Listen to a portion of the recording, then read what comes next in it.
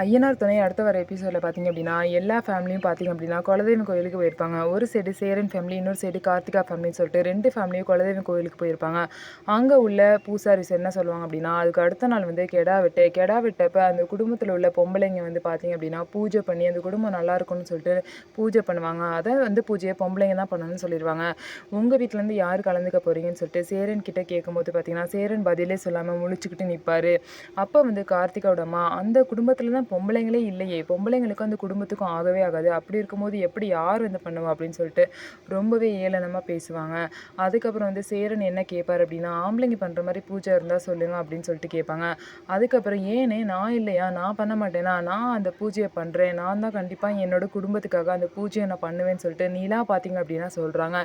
இதை கேட்டு அந்த குடும்பமே சந்தோஷப்படுறாங்க. நிலா பார்த்தீங்க அப்படின்னா இந்த குடும்பத்தை தன்னோட குடும்பமாக ஏற்றுக்கிட்டு, இந்த குலதெய்வத்தையும் தன்னோட குலதெய்வமாக ஏற்றுக்கிட்டு இவ்வளோ பெரிய பூஜையும் வந்து பண்ண போகிறாங்க. ஸோ இதுக்கப்புறம் என்ன நடக்க போகுதுன்னு சொல்லிட்டு வெயிட் பண்ணி பார்ப்போம். நம்ம வீடியோ உங்களுக்கு பிடிச்சிருந்தா நம்ம வீடியோவை லைக் பண்ணிக்கோங்க. மறக்காமல் நம்மளோட சேனலை சப்ஸ்கிரைப் பண்ணிவிட்டு பாருங்கள்.